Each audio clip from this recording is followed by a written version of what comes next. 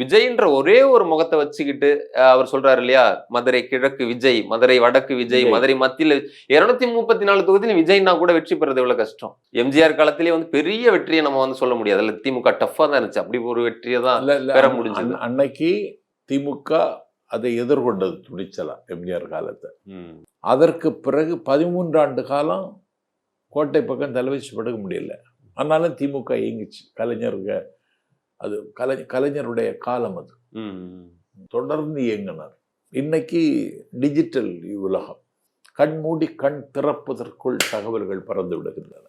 இந்த யுகத்துக்கு ஏற்ற தலைவனாக விஜய் தன்னை உருவகித்துக் கொள்கிறார். தம்பிமார்களும் அதை செய்வதற்கு தயாராக இருக்கிறார்கள். ஒன்று பதிவு செய்திடறவங்கள ஒவ்வொரு வீட்லையும் 2 ஓட்டு.